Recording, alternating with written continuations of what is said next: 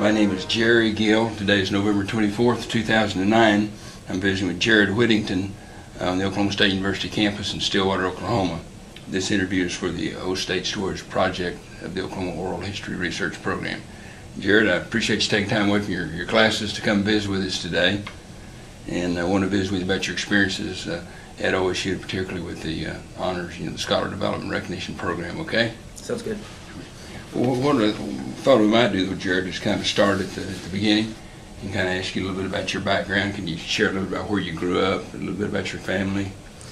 Definitely. Being 31, this gets a little bit longer than would be normally the case, but I was born in Washington, D.C. on March 3rd, 1978. I grew up within the Washington metro area.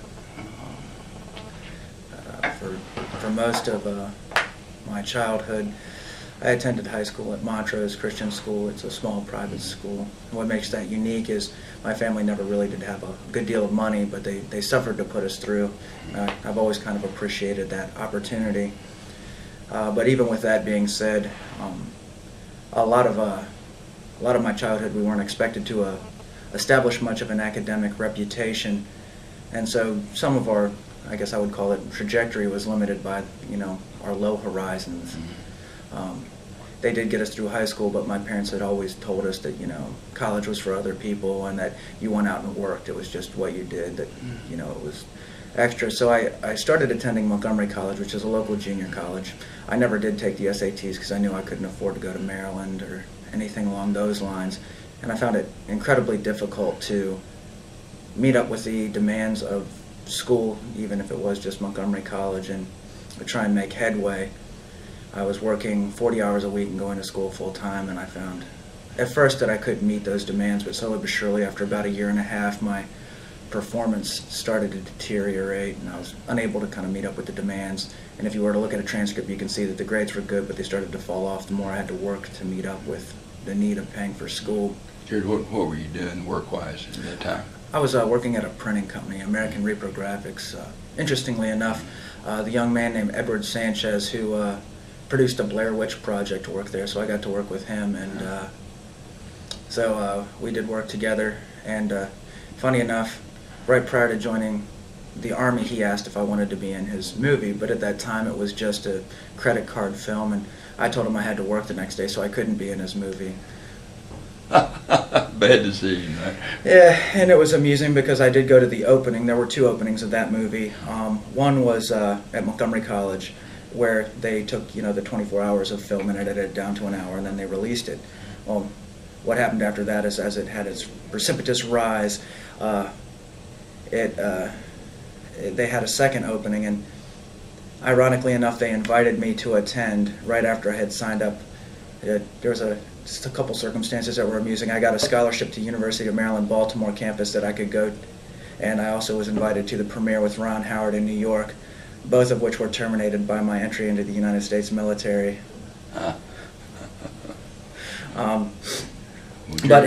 Just back that a minute. Your family, did you have any brothers or sisters growing up? I did. I had one brother. His name is Jeremiah, and he's 2 years younger than me. And what did your dad do for a living? My dad was a cartographer. He made maps, and I don't know. Was your mama? Was she a working home mother, or did she work outside the home? For the first few years of our life, she was a stay-at-home mom, and then she went on to start working for NIH, and she's done very well for herself. Actually, she did break the proverbial glass ceiling. She's in a GS-13 position without a degree, so she is probably the first woman at NIH to do that, and so I've always been very proud of my mom. Great. Sorry to interrupt you. Go ahead. Oh no. So in November of '99, I joined the United States military, and I then went on to attend basic training at Fort Sill, Oklahoma, and AIT at Fort Sam Houston, Texas. During that time at Fort Sam Houston, Texas, a number of recruiters came down, but the group that I got in with, as I started competing for a slot with the 3rd U.S. Infantry, which is the Old Guard. They're in charge of most of the state ceremonies in D.C. and Arlington, and a variety of other official military functions that provide visibility for the United States Army. And so I decided to pursue that. after I had actually been successfully recruited, I was, released on my leave, and then I signed into the Old Guard on November 11th, 1999. That time there was a fairly interesting, I think it is a unique experience to anyone in the military, because you get to see behind the veil what's actually going on in politics. You get to see politicians in a more casual framework. I mean, of course, there's still a little bit of starchiness, but still you get to see something that's a little bit more interesting. I got to participate in a number of functions that I found to be interesting. The September 11th rescue and recovery operations we participated in. George Bush's initial inauguration, I was standing on the balustrade behind him, not in the vicinity of the dignitaries like Jimmy Carter and Bill Clinton, but on the rise right above it, and I could see over George Bush's shoulder and see the teleprompter and then the crowd out there, so I pretty much got to see the inauguration from his vantage. What was your duties there, Jared? I think we had a funny term for it, but what we were doing is we were seating the semi-important dignitaries, not the ones that were the big bang, but the ones of lesser importance. And we just carried them out to their chairs, sat them down. We were wearing our Class A uniform, and then we took them back. I think Arnold Schwarzenegger actually got to sit down with George Bush, but we had several other celebrities sitting in that, and then the president of the Czech Republic, or whoever our allies were at the time. That's great. September 11th was particularly interesting. I mean, aside from the fact that it was our nation's great tragedy, but again, there were interesting instances. And while people really consolidated down to a day, I like to tell people that was, for soldiers at least, and for a variety of workers, not only a lifelong impact, but a very sad 27 days, because there was still a lot to be done afterwards.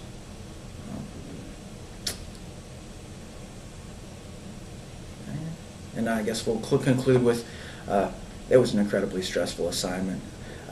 Basic training has its level of discipline and attention. Well, the Old Guard is basic training squared for 4 years, and very few people are able to weather that kind of stress and maintain an idea that they would like to stay in or promote their military career. I decided to part service and go off to pursue my education again. In 2003, I was received an honorable discharge. I moved locally and applied back to Montgomery College, because this time I did have access to my GI Bill, and I started attending classes. Well, we had several conflicts opening up at that time. I had difficulty finding really substantive work.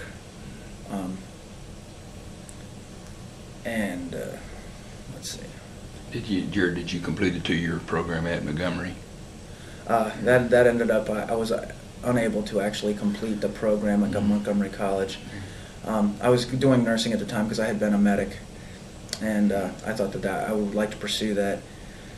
About 8 months after I got out, I started getting letters in the mail that I was discarding, but the last ones became more heated, and they simply mentioned that I would need to call a number or my GI Bill benefits would be terminated, which was a good call to action. And so got your attention. It got my attention, and I called them, and I go in to see the recruiter, but this time I was more certain of myself because I was no longer a private. I was a buck sergeant, and I'd seen, what I thought was the end of what the Army could do to you. So I'm sitting in there, and they're like, well, you have to come back in the military. And I said, really? And I was sure that they didn't have any real juice. I didn't think that they'd be able to do anything, but it turns out that they did have some weapons at their disposal. They said, you will be returning to service. And I said, well, what if I don't want to? And the guy very casually with a big smile, and they said, we have 3 options, and you can choose from all 3. We can send the provost marshal to your house and have you arrested. Option B, we can take all your GI Bill benefits back in your next tax season, and that was something that I couldn't do because that was particularly expensive. Or we can change your discharge from an honorable to a dishonorable. And he's like, oh wait, but we have option D too. And he's like, I could do all 3 of them at once. Pushed the paper across the desk to me, just closed my eyes and signed it. And Jared, trying to get some understanding, why were they calling you back in service? They were calling me back in because of the conflict in Iraq. They were having a problem with manpower, but it was primarily because in the old guard, we had required to have security clearances to be around the president, and after September 11th, those security clearances were harder to get, and so the Army probably did it on key personnel with a good background. And so in 2004, they recalled 4,033 people, of which I was one of those number. After the recall, it became even more difficult to get a good job. The cost of living in D.C. is like $1,100 a month. I mean, you really have to be well-heeled to pay that kind of money. And so what happened is I was working, going to school. I had applied to George Mason and gotten in, and I was in my first semester. Then all of these, I was back in the reserves. I was assigned to Walter Reed, and all of a sudden, you know, you start getting the flurry of, okay, we're ramping up to do something. You're not really quite sure what it is you're going to be doing. But it was thought to be Afghanistan. They had already pulled a number of people from Walter Reed, so I really felt my number was coming. And I was going to George Mason, but you know, it's hard to focus on, at least at that time, hard to focus on both of your responsibilities at the time, getting ready for deployment and trying to go to school. And what ended up happening is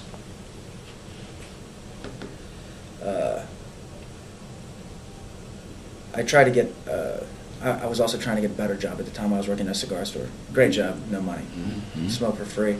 And what I found is someone pulled me aside later. I had put my resume out for a variety of companies that required security clearances just to ride the desk. And to have that security clearance in that area would be about $20 an hour with no college education, because it costs them so much money to run the security clearance. Turns out that I didn't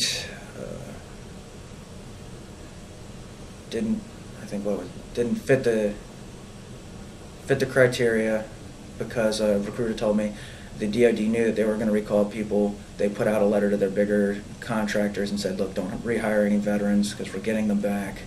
So what happens is, instead of being a valid candidate, you're generally shunned because they just don't want to have any of that drama. Once I found that out, things became a little bit more muddied, a little less clear. I thought I had my ticket punched for Afghanistan. I ended up dropping out of George Mason. That ended the GI Bill, so now I'm financially hurting. At the time I was married, and you just can't live there without $1,200 a month. I mean, just for your basic rent, and I was not making anything, and then not having a GI Bill and being unemployed was just brutal, and I couldn't figure out how I'd get a job to make the ends meet. And we were offered a unique opportunity. My then wife's stepmother said, hey, you guys want to move to Oklahoma? You can live in my house and go to OSU, and all you have to do is keep up the maintenance. And I was like, you know, I'm into adventure. Never having seen the house, never having done anything, we sent our belongings to the address, got in the car, and drove across the country to Agra, Oklahoma. But having been raised in D.C., having done an assignment in Alexandria, and lived in that area, to go from an apartment complex that was quadruple the size of Agra, Oklahoma, to Agra, Oklahoma was almost culture shock. Not almost, it would be culture shock. It was culture shock. So I, a little bit stunned and taken back by the experience. It wasn't bad. Agra was really community-oriented. Of course, I think people are very judgmental. If they don't see affluence or education, they immediately depreciate the value of people or don't see that they have some internal merit. And that was a problem with my wife. She just could not get along in the community. She couldn't understand that a cup of coffee and a piece of pie was the way you get to know people. She never got to the place where she could calm down and enjoy what was going on. Me, on the other hand, I came to it like a fish to water. I had been living fast for a long time. The opportunity to just sit down with my neighbors and talk was captivating, and it really meant a lot to me. So whereas she became frustrated, I really absorbed it, and I really, really enjoyed it. I had a great neighbor named Yoshi I still talk to. His daughters love me. I go back to Agra, and I'm still known by my first name. And so my first experience with Oklahoma was excellent. So, Jared, what year was that when you moved to Agra? 2006, I think. And then is there a story about how you got to Oklahoma State University then? Yeah, we can. There's a little bit more backdrop, and then I can go to it. So I'd been in Agra for like 2 months. I'd applied for everything. The problem with this area is, while I loved it, you still have to, at least in smaller communities, you have to be in the good old boy system. A new person without an accent is going to be viewed as an outsider. No matter how good my resume was for fire, EMS, the fact that I didn't know the chief was a great hindrance to any type of really valid occupation. I was pretty much shut out. I applied for everything. I mean, it was rough. But 2 months back, I had applied for everything. My resumes are out there, and I'm waiting to get callbacks. I get some letters in the mail. Congratulations, you get to come back to the East Coast so that you can start training. So, picked myself up.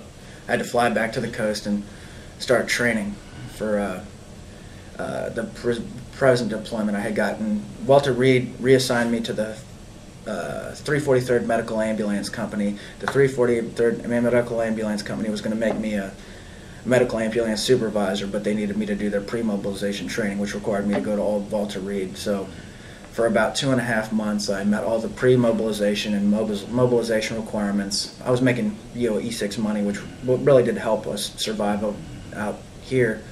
And then I flew back. Well, this is where the story gets particularly depressing. All the jobs I had applied for had called in those 2 months and filled the positions. So now I've got 3 months until deployment. No one's going to hire me. They know I'm going out, and then I had to go back, once or twice a month to Richmond. And I didn't have the money, so I had to ride the bus, or I had to do all these other things that are horrible. Ride the bus from here to, the East Coast was particularly brutal. But I'm trying. I'm making all these efforts to get jobs, and it's just not going well. And my wife is just infuriated with me. She can't understand how this happens, why I can't get a job, and she lays it all on my shoulders as if I can help the circumstances that I'm in. And this will eventually play into my love for sociology, because I'm trying to weather all of this, and I'm taking all this guilt and blame on myself as, there must be something inherently wrong with me. I can't figure out why I can't get a job. What ends up happening is I get a job working with a local farmer. And the farmer isn't a nice man. He's pretty mean, actually. But I start working with him to try and get ahead. I was making $5 an hour. This guy was a sorry, racist, just a horrible person to be around. And the fact that I was from the city made it even worse. But I was so desperately in need of money, because we did need to eat, that I was willing to do just about anything. So I put up cattle fencing in the Oklahoma sun. I was digging post holes, anything I could do to survive, make headway. It was just a rough time. And one day, the guy just, he came unglued on me a little bit. And I just told him he was a racist, and I don't want to be any part of this anymore, and even if I starved to death, I wouldn't work for him.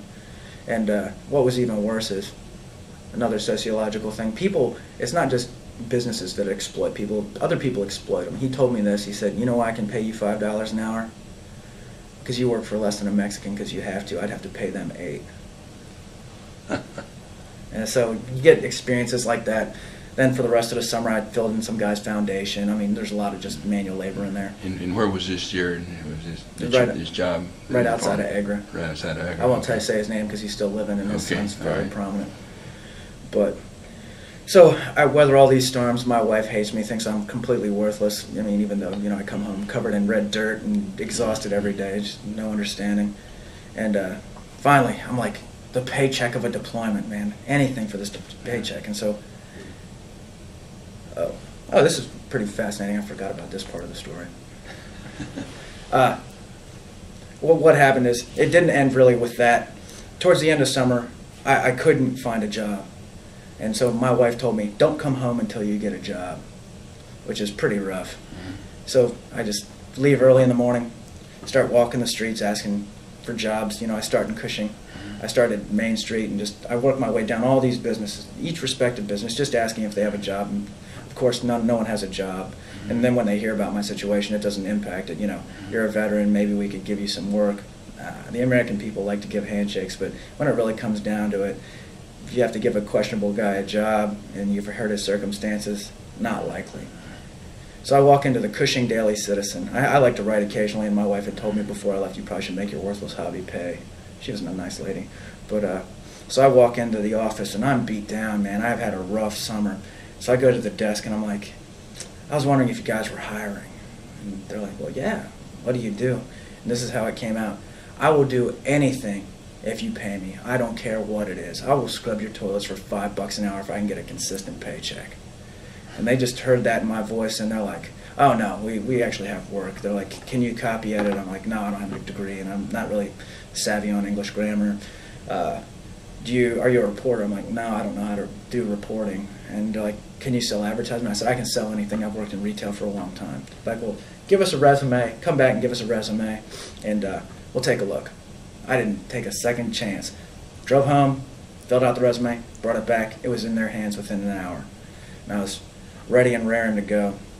Well, the publishing editor comes out and asks to interview me. Turns out my story was the same story as her son, who was a Marine.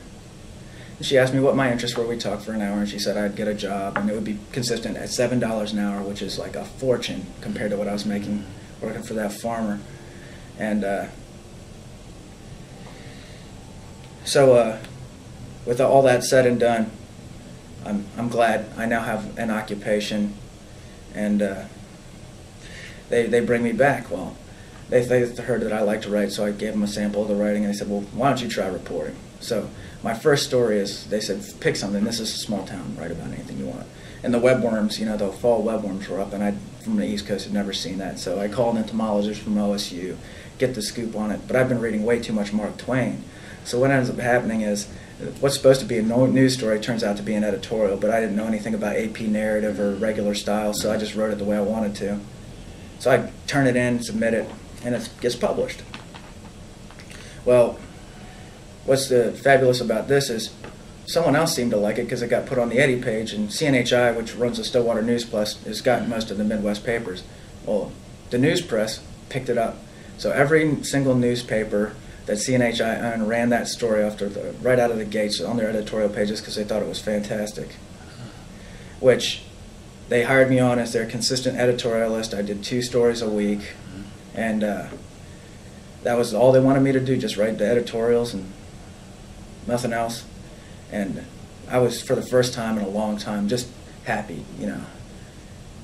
It was fantastic. My wife, you know, was never really very happy. And the fact that I actually was working now, making some money, and I really loved what I was doing. Who cares if it was $7 an hour? I was getting to put my opinion in the paper twice a week. And I could see my name in print. And it was fantastic. Well, the thing was, it was only 30 hours a week instead of 40. And I tried to explain to her, we just need to be happy at $7 an hour and 30 hours a week instead of 0 and 0. And she's like, well, you're just lazy and you don't want to get a real job. And I'm just coming unglued now. I don't have any idea what she's talking about anymore. And slowly but surely, I start pulling my exit strategy, you know, leave her alone for a while and get up sent on the deployment. We trained for about 6 months. I was put in charge of Camp Ali Asali in Kuwait. That year, like I mark out years where I'm particularly productive. The year overseas was incredibly important because I had to shed my active duty personality, which is brash, overbearing, and not really suitable for, you know, the company of others, and really come to terms with my soldiers and working with the people that I was dealing with. And over that year, I struggled with my personality, but in the end, the soldiers came up a little bit, and I came down a little bit, and we saved lives, and we were eventually recognized as the best camp in the theater, just from hard and unerring work. Nothing of particular importance happened during that time that, you know, I can recall. Jared, 2 questions. What year was that now? It was from, we were Operation Iraqi Freedom 05, 07, and it was in Kuwait. So from 2005, 2007. Yeah, I think that's the. And what were you doing, Jared? Your responsibilities again was? I was a medical ambulance supervisor. The structure over there was odd. I didn't have any officer oversight directly on my camp, so I was essentially functionally in charge of everything in my domain, at least within the emergency realm. I had responsibilities to the medical regulation to evac who they said. I also had emergency response care for that camp and the surrounding vicinity. And I was also accountable to the I was attached to the Navy, which made it a little bit complicated. I was responsible for some of the care and emergency treatment of their patients, which made our mission not very clear, but it was a good mission. And what did you ever ride any of the choppers going out to pick up wounded and bring them in? Was that the nature of your unit, take care of wounded soldiers? Not really. We did actually evacuate patients, but what happened is the LSA, which is the life support area for that area, was Ali Salim, and it was attached to what we called the ROC. It was the Air Force side. We had two sides to our camp, and what happened is that was the departure and arrival area for Afghanistan and Iraq. So if you were departing for Iraq or Afghanistan, you got on one of the C-130s there and you flew to your respective air bases all throughout the Middle East.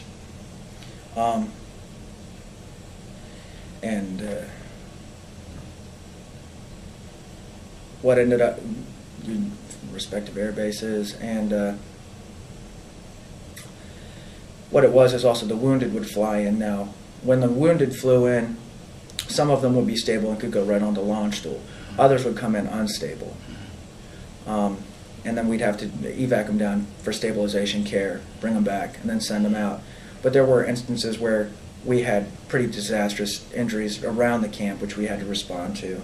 And there was a mass casualty event, which was fairly notable. It actually made the AP, the Associated Press over here. I actually have a copy of what the AP said about it. But so it was really, since I've worked on 2 fire departments, I'd say it was more reflective of an experience with EMS than a genuine, bona fide deployment experience. It was, I'd tell people, a year in the dirt and the grime, you know, and we just waited. You just waited your time out and then came back. Did you witness some of the injuries and moving the people? Were you in charge of getting them either to more serious, to another base where they get more, major kind of attention, or the ones that weren't quite as severe? Did you take care of those there at that base? Yeah, we took care of a lot of different types of patient or casualty.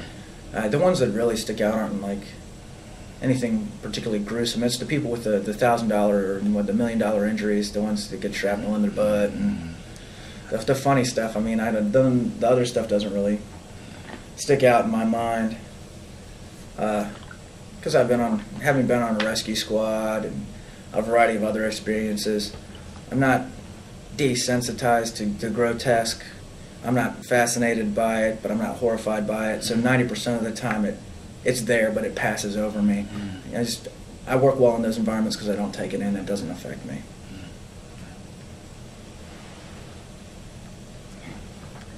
So you had your about a year and a half or so deployment there where you're in Iraq. Then you come back stateside. Can we sort of pick up and we'll sort of see how you got to OSU from there? I got back. My wife didn't even let me get the sand out of my ears. 3 days after I got back, she's already blistering me about how worthless I am, how terrible life is, and you just throw up your hands and say, geez, when will this end? So we went on a really jumpy pace. I applied for a lot of jobs again. I applied everywhere. Stuff was not forthcoming. And I always tell people this: the VA is not known for the longevity of care of the veterans, but they do give you 90 days worth of free health care when you get back. My ex-wife couldn't even make it. You couldn't even make the 90 days of the VA. At day 70, she did it rough. She asked me for money for college so she could go back to college, which I gladly and willingly gave her. The day after that, she said, "I want you gone." So not only did she get the money for her schooling and her books, the day after that she wanted the other half of the bonus money I had, because I had done that. I re-enlisted overseas because I knew I would not get a job coming back. I had $20,000 in the bank. That's enough to live on out here for some time. So her stress about me not working was unwarranted, plus I could draw unemployment. So I felt that the whole situation was completely unjust. So that having been done, I just threw up my hands and said, yeah, we're through. I can't put up with this anymore. This is absolutely absurd. So I started divorce paperwork. I think I ended up walking out with, I like to joke, I read The Mailman has talked about how I got to Cushing, and it's kind of an okie joke, but $500 was all the farther I could fall in Oklahoma, and I landed in Cushing. So that's how I got to Cushing. the trajectory of my fall couldn't go any further on $500. So I had 2 cats, a little bit of furniture. So the first 3 months were horrible. I couldn't turn on my gas. My electricity was on, but I couldn't turn that on. I ate bologna for 3 straight months. I mean, it was just rough. And then Oklahoma cold after the desert. The cats were miserable. We'd all get under the blankets. The cats would be crying about how cold it was. I'd have my Army bear suit on, and I mean, it was terrible. But I was elated just to be able to be by myself. I just couldn't take it anymore. But I had very little. And then what happened is I was able to actually secure some employment, which was nice. It was only $5 an hour, but it was 20 hours a week. And living by myself, having very low expectations, and eating a lot of bologna, I was able to survive. Now, this is where the GI Bill comes in. I realized that I would not find a job that paid as well as the GI Bill. I would make $1,100 a month going to school. So what I decided is, I'm going to treat school like a job. I'm going to do it every day, sick or not. I'm going to come to school and I'm going to perform. I'm going to make sure that I do the right thing. I'm not going to pass on this opportunity that I've been given. So I enroll for the summer 2007. First class I have is with Professor Atkinson on his American government. I talked to him the other day. Then I took math functions, and these 2 classes are important. The government, because I realized that I was definitely out of my depth back in college, but I was able to do it because I could endure. I've never been strong at math, but I was determined to get an A because that was what I came to do. So I worked on that homework 8 hours a day, every day, nonstop, just focused on it. No break in the action, always that homework. And eventually it bore out. Go into the next semester, I was still unsure. D2L and all these crazy computer applications were mystifying to me because you normally turned in your papers, you know, when I went to school originally in '96, you turned them in. And so I had to adapt not only to the vocabulary of the students, which had terms that don't make sense to anyone who's older. You have to adapt to the technology, and then also the way the teachers are presenting the information. So there's a wide period that you have to adapt to as a veteran coming back into college. But I did my best. Start making forward progress, really going at it in school. And towards the end of the semester, I'd done pretty good. I did all my extra credits, showed up to every class, straight A's. I was like, oh my gosh, I really can do this if I really apply myself. Had you declared a major, Jared, at this point? And this is the second semester was really key. I started taking sociology classes. In America, we believe that all responsibility rests on the shoulders of the individual, that, you know, they are unerringly responsible for their failures, and I think that that is a ruinous and disastrous idea for a lot of people. When I came to my study of sociology, I became fascinated by the fact that my own experience, it wasn't subtle. Mine actually reflected the trajectory of the nation. I could say that with a certainty that George Bush made a decision that impacted my life, that I was able to go to September 11th and see how all this stuff worked together. So in any less clear situation, the discipline of sociology would not have been so profound. But you can see that people's course in life is directed by a lot of different things outside of them personally. And so recognizing that, I felt empowered, liberated, that I could now go on and really achieve, because I recognized that, you know, when my wife said I was a failure, it wasn't me, because I had been the same the whole time. It was a bad series of events that was dictating my flow through life. From, I had to move to Oklahoma based on economic reasons. I couldn't get a job for a variety of reasons. I get deployed and come back. And there's just all these things that, you know, just really just reflect sociology, but very clearly. So at this point, I've become impassioned. I'm devoted to this discipline, and it's an unstoppable passion. So I continue to go to school, start to really take an interest in my classes. I mean, heretofore I had been interested, but now it's deeply passionate. I'm going to read C. Wright Mills. I'm going to read about my discipline. I'm going to get involved in it. And I did. And I did read peripherally on other things. And then an anomalous thing happened. My counselor, Dahlia, we'd been good friends. She's helped me get through the first semester, which was incredibly bad. I had to go talk to her a lot to get me through. She had to be there for me. Dahlia Malloy is the reason that I am still sitting here. My counselor, who said, write it out, you will understand it later. Well, sitting there one day, she said, hey, you know what, based on your activities in the community, because that was one thing, I never lost my focus on my desire to help the veterans community. Never let that go. So Dahlia hands me this scholarship thing. She said, I think you'd be good at this. Fill this out and see what happens. So I fill it out, turn it in, win. So first time I'd been recognized for anything academic. It was the O.D. Duncan scholarship for community action or something. Jared, get it back up. Yeah. So what community action had you been engaged and involved in? What it was is my own experiences had been so dismal and so depressing. Okay, let's back up. What I recognized, even initially, even before I joined sociology, is there are things outside of you that will help you succeed. Recognizing that I needed to have a good old boy standing in Oklahoma to get ahead, I started addressing that right when I got back. Instead of taking things casually, what I did is I went into the VFW. I joined the VFW recognizing that that would be a good way to get a foot in the door. If I had friends and acquaintances, I might be able to get a job. But I didn't stop there. I joined the local Masons because I knew Masonry was big out here. Which, humorously enough, the original motive for joining was not good, but the fraternity has never materially profited me, but what I have gained spiritually is so much more impressive. And so I am a devoted Freemason who joined for the wrong reasons, but who is now devoted to the fraternity.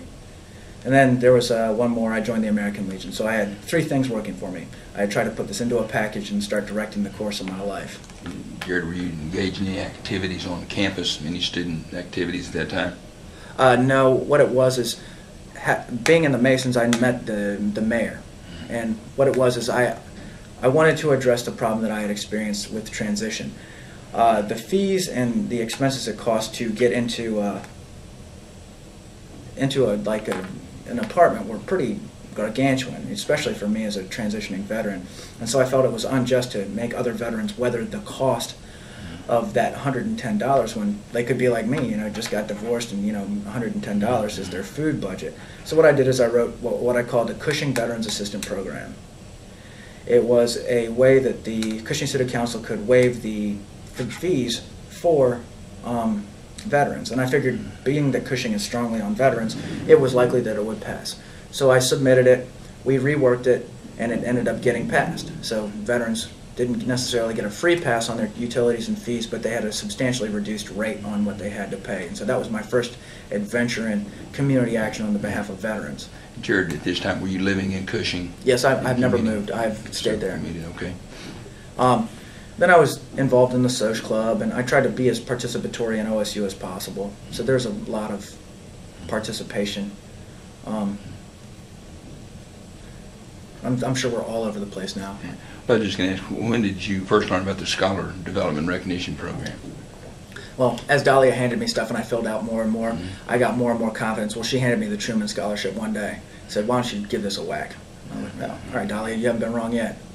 So I filled it out, put my effort into it, and turned it in. Well, I don't know how many undergraduates competed for it, but I went into the interview and I just was not sure I was at that kind of level. And Dr. Graalman will even admit, that first part of the interview was like teeth pulling, like it was brutal. Like they didn't understand what I was saying. There was no mutual kind of understanding. But slowly but surely as I relaxed and they asked me things, we got into something that I really like to talk about, the stuff that I read, in my personal time.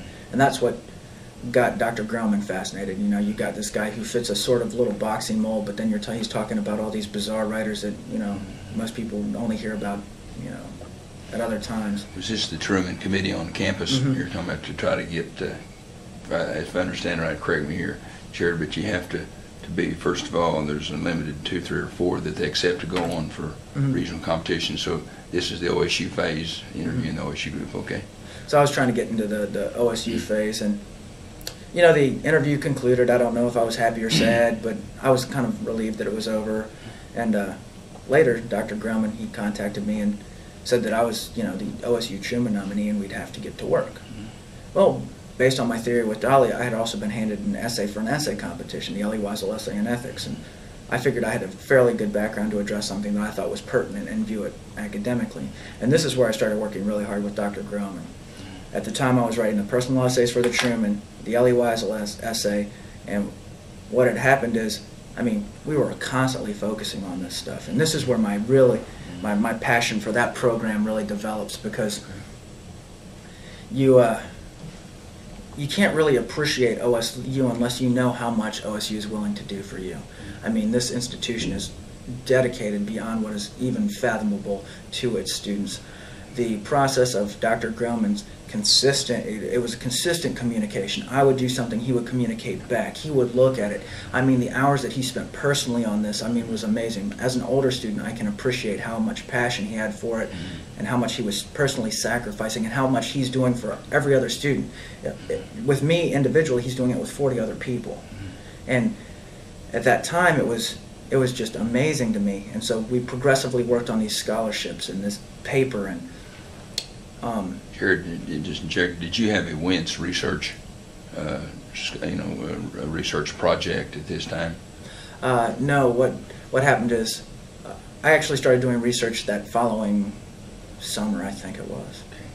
But Dr. Graalman and I were working on all these different projects, and slowly but surely we closed each one out. We sent in what I believe to be, having worked with Dr. Graalman, who is an unerring perfectionist. If you're not prepared to give it your best, you probably shouldn't volunteer for it. But every time I did something with him, every time I turned something in, I knew that it was the best product that I could possibly create.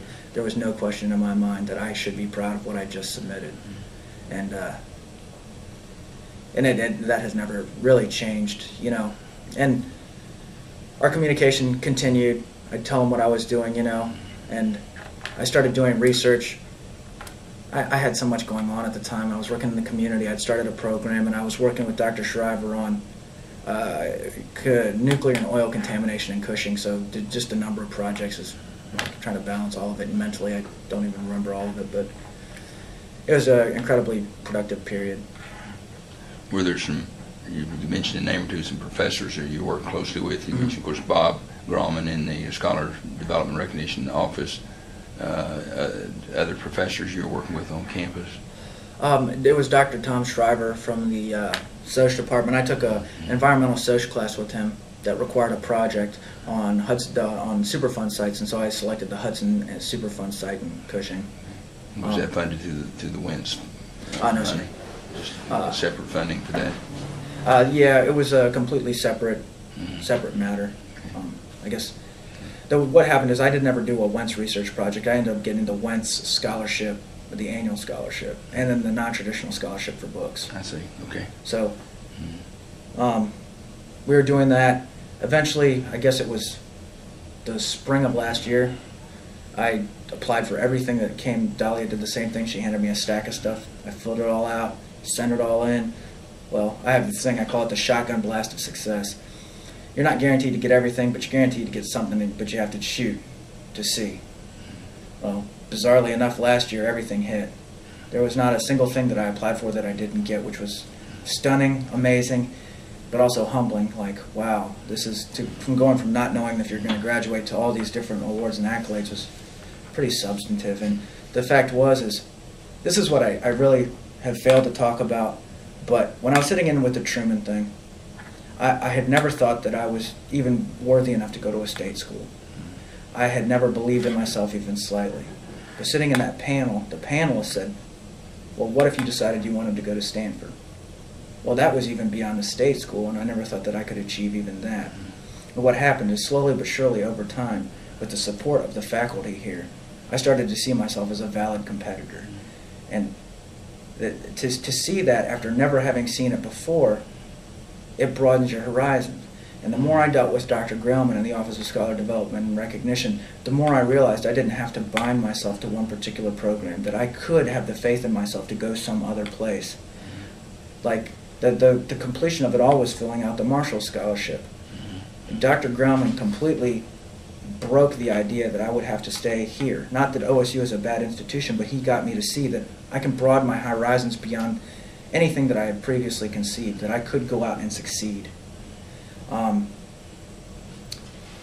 Jared, let me back up and ask you. You're a Henry Clay Scholar. Yes, sir. And could you talk a little bit about the process you went through for that recognition?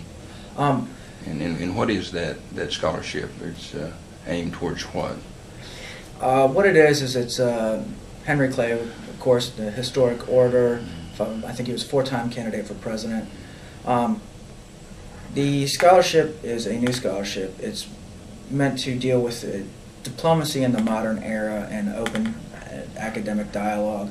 It takes one student from each state in the District of Columbia and sends them to a week-long, I guess I would call it symposium on, you know, dialogue in politics. I was selected, Dr. Graalman was the one who suggested that we apply for it, and he was the one who enabled me to participate in the Henry Clay thing. It's a week-long in Lexington, Kentucky. It has a number of notable political figures associated with it. We got to meet 3 Pulitzer Prize winners, the coordinator for the Jimmy Carter Center, and we sat through numerous excellent lectures on just the practice of practical politics. I mean, it was a completely eye-opening experience.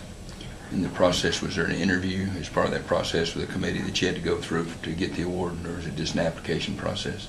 Humorously enough, one of the ladies who coordinated the program got a hold of my biography, and I was talking to her over the phone, and she said, you know, you were stationed at the Old Guard while my husband was at the Pentagon.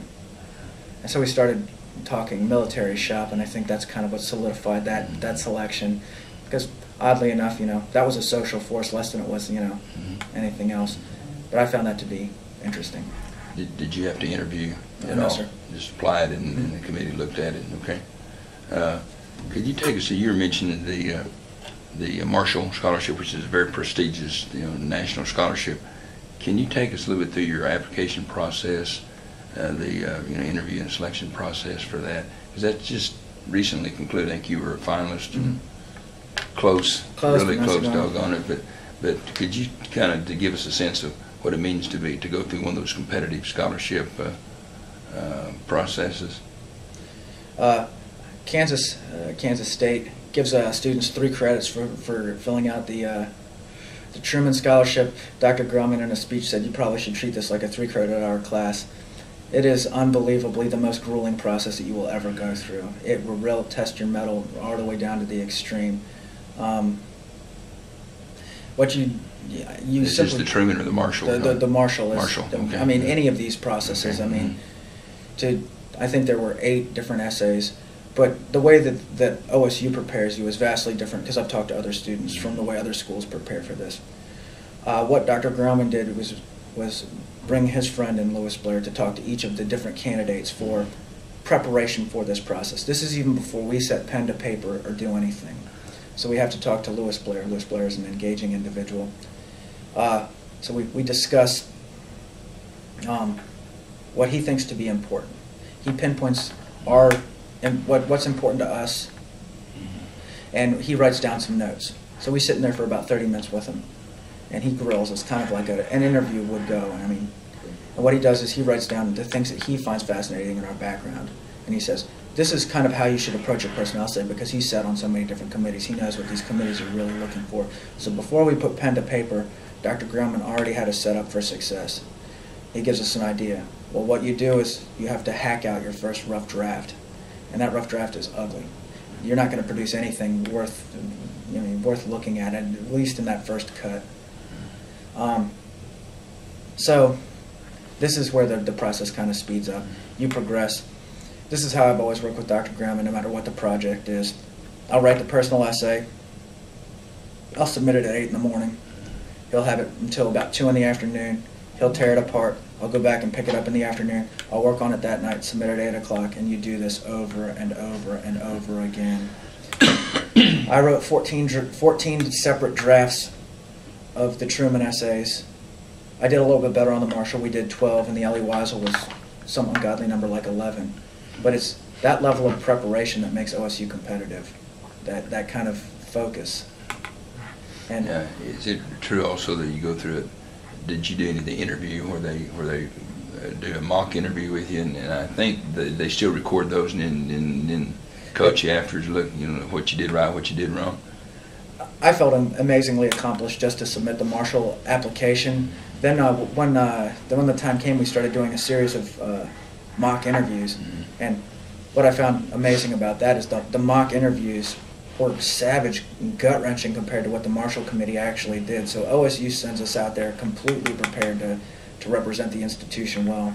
I talked to my buddy Abdullah Feroz. He goes to New Mexico State. We met at the Henry Clay thing, and I asked him how his school prepared him. He said they didn't. He said they just let him go.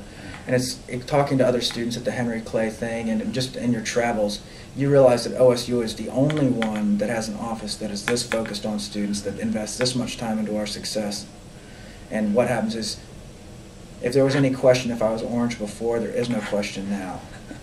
Having gotten to see, I mean, and I can't even express it, you just really would have to talk to the other students and realize that what happens here is fundamentally different from what happens anywhere else in the country. Well, the marshals, so you did what, say 14, 16, whatever drafts of your essay that you sent in to them, and then you had Bob helping you, working with you, and some faculty members. Then you did some mock interviews, getting ready, kinds of questions they'd ask, and Lewis Blair, because he was the former executive director of the Truman Foundation, isn't that right? And so some experience there obviously was very helpful. Now, then you were one of the, I guess, how many did OSU send forth? Two. Two, okay. So you were selected out of how many at OSU through the process? I can't be sure, but it has to be a very large number. Okay, so congratulations to Thank get that too. So then you go into, is it regional competition at that level, and then did you meet with the committee, and could you kind of share with us that process? Well, see, it was funny because I hadn't really had a chance to take a break, and so a lot of the students were flying down there, but I was going to take a road trip. You know, I've always loved Jack Kerouac, so I threw some stuff in the truck, my seat in the truck, and I said I'd drive to Houston, you know, stop at Greasy Spoon, see the sights, you know, not just take my time and do it. So I drove down to Houston. It's pretty good. They actually had a festival right next to where they were going to be doing interviews, and so I went to the festival and had a good time. Got a good night's sleep. I arrived at the interview hours early. I mean, because I figured it was like the military, you know, if I have all this paperwork I have to submit, there's going to be a line. Well, I guess it's a little bit more efficient, so I just showed up early with my paperwork, turned it in, walked around Houston for a little while, went back and sat there, waited for my interview. And, I did end up getting into the interview, and it started with a bang. And then how many were the committee that interviewed you? There was the British consulate, and then 6, so 7 people. To be honest, what I thought was going to be just this grueling, horrible process was actually like throwing softballs.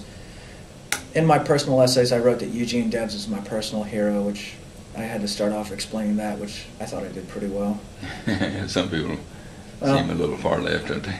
Yeah. Well, Eugene Debs is my personal hero for a variety of reasons, one of which is he never lost his passion, even though he was, you know, consistently put upon. And then, so I had Eugene Debs, and then ExxonMobil was there. Well, my research had been on how large oil companies contaminate small communities, and it was based on an issue of environmental justice. So I had ExxonMobil sitting on one side of the room, and then my one of the panelists was a bigwig for Walmart. And what are they infamous for? Busting unions. And who was mine? He created the Pullman strike. Who was my hero? And who did I quote at the end of my essays? Trotsky. It was not going to go well for me that day. You know, anyone with a progressively social views, I felt like, you know, really badly. Which is interesting, you know. Trotsky said that England, it was a fundamentally right wing, and the reason for it was that they developed, they were from the outset a capitalist nation, so that their Labor Party was fundamentally more conservative than any other Labor Party, and so even if you're wildly left in Britain, you're still more conservative than anyone over here. So he joked about their level of conservatism. So my brand of political ideology, even though I have some things where I'm a moderate Democrat, it was not going to win the day, and it didn't go as badly as I thought. They didn't rough me up, but I didn't anticipate good things. What an experience, right? Right. Great. Liv, are there other student expectations and experiences and recognition you've had at Oklahoma State that are important to you other than just the scholar things you're talking about? See, I'm never like, my own personal motivations have always been just to learn. That's why I read. That's why I do anything. It's never for self-aggrandizement or even money. And what I've taken away from this institution is exactly what I needed. Dr. Graalman, working with Dr. Graalman, I've had to write what amounts to 3 different sets of personal statements. And each time I wrote those personal statements, I was forced to focus on what I was saying at a level that I had never thought I could think at that level. And so with each one, the Truman was less honest. It was part of my personality, but not the whole personality, but it made me think about my future goals, my aspirations, what I could achieve. And so it opened the door for other thoughts. The Ellie Wiesel essay forced me to think about my life in an ethical context. And the focus, by writing it 12 times, you really have to focus on what you want to say. And then the Marshall Scholarship, I believe to be the sum ultimate of what I could write here. That essay was absolutely me. It reflects everything that I believe. And I was able to be honest with it. And through this whole process, it has been Dr. Graalman that has allowed me to see that these things were possible, that by participating in the academic dialogue, I can succeed. And from going from a guy who, when someone said that he could, you know, you might want to consider Stanford if you get this, and I chuckled to myself, I'm just a kid who could hardly pay for school, go to Stanford, to now I want to pursue a master's degree, and I want to maybe go to the University of Chicago as revolution, aside from the fact that I've foundationally looked at all of my values, and I know absolutely what I want to do with the rest of my life. So whether I have won anything or not, the simple fact that I've had to focus on 10 years worth of diverse experience over and over again has forced me to really hone what I believe to be true. I want to pick up, if you can, Jared, on some of your thoughts here. First of all, sort of a little wrap-up. You were just off camera, we were talking about some of the unique experiences in your life. Could you share some of those and kind of what they meant to you? This is probably the best way to sum it up. When I was sitting in one of the mock interviews for the Marshall, someone asked me, well, why do you deserve to be here? And I said, I'm probably not the smartest person you'll talk to today, but I can guarantee you no one has a level of experience I do. I said, in 10 years I've been a soldier, active duty, reserve, and eventually National Guard. I will have been on 2 rescue squads, 2 rescue squads. I've worked at the Library of Congress. I've been a journalist. I've written stuff overseas. I've worked at a tobacconist, and I've even farmed. And I said, to jam that all into 10 years, most people can't do it in a life. In the editorial writer for local newspaper. Yeah. That's great. What, sort of backing up a little bit, from your experience and unique perspective, what do you feel are the strengths and successes of OSU's Scholar Development Program? You've spoken positively about it, but could you speak to some of the components that are most helpful to you and that you think are unique to Oklahoma State? I'd have to say that first, it's the reception of the scholar. They receive you and make you feel a part. They make you want to succeed. The first thing is that first impression. They are amicable, and they show that they want to help with nothing really bad in their interest. And so that's the best way to grasp people first. Once they've drawn students into the program, they work with them consistently. There's never any lapse in communication. That office communicates succinctly, but it tells you what it needs. In the military, if you lack communication, your communication deteriorates, and that's always negative. But that office produces good communication that people can rely on. Once you've moved beyond the communication, it's it is the exchange between minds. Dr. Graalman has an idea of what is best for that particular thing, but he never allows it to squash the individual's personality. So instead of it being one person's production, it's the work of 2 people working together to create something that's better. And it's hard to explain or describe, but what one gets out of the process is far better than what one puts into it. And that's, I think, one of the fundamental strengths of it. There's no one voice in any of these applications that outweighs the other, but it's the work of 2 minds coming together to create a better product. So I guess it's synthesis and synergy. Then when it's when the process is over, you know that you are not a casualty. You have never been expendable in this entire project. You can go back to that office. You can feel free to talk to them. You can be a part of that office. And that's what they want. They don't want you to just disappear into the ethers. They want you to continue to participate in the academic discussion that they're trying to promote at this school.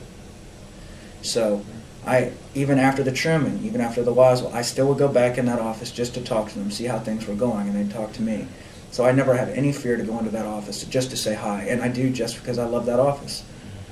I love Gill and Dr. Graalman, and sometimes I just go to chew the fat. And that hasn't changed. And what ends up happening is once they recognize that you're willing to participate in their activities, they give you more activities to participate in. So there's always a growth and development. Well, do you think there's some areas that could be improved over the years, and you think about that might be helpful? As a military person, I'm always hesitant to change anything that's functional, because what happens is you may gain something in one area and lose something in another. I think the only thing that I suggest is that the university itself put more resources into Dr. Graalman's hands. He needs more people to help him. He needs more master's degree people who work in English to focus on the English and grammar, while he can focus on the broader perspective of what he's dealing with. Dr. Graalman needs to be, like in the eyes of an officer, he needs to be the big picture, and then he needs to have a group of people who are willing to help him. And I think that the best way to promote Dr. Graalman's success and the success of this institution is, I know they put resources into it, but they need to see that as a nerve center for the academic success of this organization, this institution, because it is. They need to have more resources, and they need to have more students involved, and they can't allow all of this to rest on his shoulders, because he works all the time. He works from his house. He needs resources. And I think the only thing I would change is the school's focus on it. More focus on Dr. Graalman and giving him what he needs to succeed. More resources. Were you involved with the honors college programs? Did you take honors classes during this process? No, sir. I never did. The thing is ROTC. I get up at 4 in the morning to commute to school, to do PT, to have a very long day, and get home maybe by 10:30 if I haven't done something in the community. I knew very early that while I might be able to get into the honors classes, I simply would not have the time based on the ROTC constraint and the fact that for most of my college career I've had to work. So it was just not feasible. So, and we hadn't touched on that. So did you go through the 4-year program then and got your, will you be, when you graduate here this December, I think you're getting your bachelor's degree, is that correct? Will you then also receive your commissioning as a second lieutenant? Yes, sir. Mm-hmm. Do you intend to then stay? I think you said earlier you're going to be in the National Guard. Is that correct? Yes, sir. Okay. Be the 45th. Yes, sir. It's one of the things. I've always striven to be a good Oklahoman, and there are fundamental facets to an Oklahoma personality and background that I like to reflect, because I think Oklahoma is a great state, and the people have good level sense, and they're very community oriented. That's why I love the state. But one of the things you do to be a part of your community in the state is you join the 45th. And that's what I did.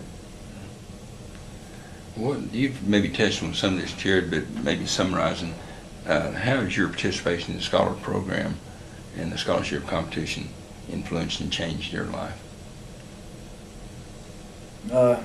I'd say, like I'm going to get the plaque out, because I spent a lot of time thinking about how I could concisely say all that Dr. Graalman has done for me with passion. Hold on, let's take it so we can get into the camera here. What I did by creating this plaque is I wanted this Office of Scholar and Development to keep something of me in there, because I am taking something of the Officer Scholar Development and Recognition Program with me. It was the most powerful experience that I had during my time at OSU, and it is something that I will remember for the rest of my life. And it's with that gratitude that I want to present a plaque to the office. Hold up a little higher, okay? All right, right there. And maybe read it right quick. And I tried to find something that really expresses my deep gratitude, the gratitude that I will have for the rest of my life. And this plaque simply says, in acknowledgement of its dedication to OSU students. Working with the Office of Scholar Development and Recognition was the most powerful experience of my undergraduate career. It redefined my personal principles, broadened my horizons, and stimulated the creation of new goals. My gratitude knows no bounds, and that is truthful and it is heartfelt, and I will take it with me for the rest of my life. And they'll appreciate it very much. Jared over at the office too, I know. And so, I mean, it really does. You can't say what one thing. There's not just one thing that they've done. It's support and caring, believing in me. So on a very personal level, they really grab me. Then beyond that, it was this focus that they had for my own betterment, which I will always appreciate. And then there was the academic side, trying to promote and advance the institution. That was what I told them before I went down for the Marshall. I said, irrespective of whether I get the scholarship or not, I simply want to represent this institution well. Having had the opportunity to be an OSU student at one of these competitions, articulate my values and sit there in orange, because I wore an orange tie, and say I'm a poke, that really meant a lot to me. That's great. What plans do you have for your life after OSU, Jared? Well, my life has been pretty uneven to this point, but I hope we get a little bit more stability. I know that life has a lot of turns and you can't see around corners, but where are you going with your life after this? I anticipate in February I have to go to my basic officer leader course. So from February to April I'll be doing that. I'll come back and probably get a low wage job, doing something until I can get into grad school. But what I'm probably going to do is get special student status, try and get a second bachelor's degree in political science, because that's crucial to the understanding of the discipline of sociology. I've got to understand the structure if I'm going to understand the forces. What I'm going to do is then I'm going to enter graduate school in the fall, here studying with Dr. Schreiber in environmental sociology, which I found to be interesting. You think you'll get enough hours in the summer to be able to get a second major second degree, bachelor's degree? It'll probably be advanced over 2 years. So I'll do is a year from next fall, you're talking about, okay. Gotcha. And, so I'll do 2 years here, get a master's degree in sociology, master's of science. In that time, I already have I'll actually tell you, my project is going to be called Sociology for the People. When a discipline loses its ability to redeem, to enlighten, or to focus the goals of others, it is no longer pertinent. Something C. Wright Mills said. Right now, sociology has fallen under the error that C. Wright Mills blasted in sociological imagination. We are quibblers. We're not dealing with social forces anymore, but with like microsystems, and that's not going to help anyone. The discipline of sociology, as it was redeeming to me, could be redeeming to others. They could see what's going on, and they can grasp their own problems that they're having, and then they could go out and try to address them. I want to write a book called Sociology for the People. I'm going to try through my own personal experience, because very clearly it's tied to social forces, by showing people that, some of your individual failures are not your own, that you can be redeemed, that not all of the great weight of the world is on you. But if you can see, like in the military, we see terrain and we carve our way through it because there's a way to approach your objective. If you can show people the invisible terrain that they're encountering, show them how to navigate it, they might have a more full life. I want people to not feel indifference. I want people to be engaged, and that's why I would do this. I would like them to be an engaged part of their environment, and that would be the ultimate goal of that book. That people again become a part of their communities, that they see themselves not as separate from it as an individual, but as an integral part of it, and they also can understand and expect that their life trajectory. They don't have goals that are not compatible with what they can expect, but they can become satisfied with where they are. Your wildest dreams, did you ever think about having a PhD and writing a book? I've always written, but not on sociology, not having a PhD, but I've always wanted to help other people. That's never changed. And to do it in a discipline that I'm passionate about and that I love is probably the greatest honor that I could have. Maybe just last question, kind of closing question. You wear that orange now, Jared. Some special favorite memories you have of Oklahoma State University? Just sitting in class. Sociology, I loved it. I couldn't think of anything better to do than sit into a sociology class and debate something with a teacher. Then there's the ROTC moments where no one...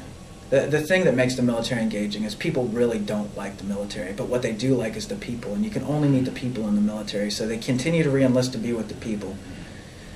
The best part of my OSU career, maybe aside from sitting in class, has been to deal with the cadets over at Thatcher Hall. They're a funny group of kids, and I always have a good time talking to them. And I don't know if that's really a great answer, but those kids, they're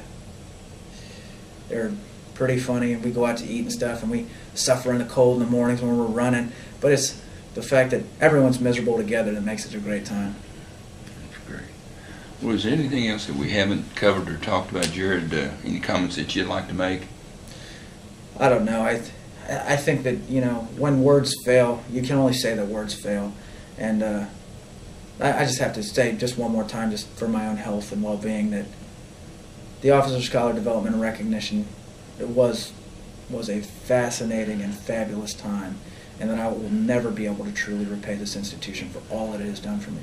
But in my life goals, it will be to make sure that that office, when I have the money, for example, if I get deployed overseas, that office will get a fat endowment to help some of their students. That will be the first thing that comes out of that check when I get back. I am a poke, and this institution will flourish because of what they have done for me. It was the first home I had as an institution. It's the first place that I felt loved, and I am orange to the core. Well, now, I'm sure Bob's gonna listen if we got it recorded, Jared. That's fine. That's why I said it, because I'm poor right now, but I'm working on a plan. I think my first goal is, they told me, I've talked to the people, you get 5%. That's what you can expect on whatever you put into these programs. You can expect to get 5% back, I think. And my ultimate goal is to make sure that that office in the next 5 years has $10,000. I want them to be able to give $500 to a student in need so that they can buy the clothes that they need to go to these interviews. When I went to the Marshall, I was not poorly dressed, don't get me wrong, but I was wearing some shoes I had gotten at a thrift store and some clothes that may not have reflected me the best that I could. And when Dr. Graalman sees a student in need, he can say, hey, someone set aside $500 for you to get some shoes and a coat so you can go down there and knock it out. And we're going to give it a name, because a lot of times when people see these lists of things that people want, they don't know what they mean, but we'll make it an award so that when these up-and-comers come into his office and need something, he can tack that right onto their resume so they can go out there and succeed. Right. Jared, appreciate it very much. Thank you.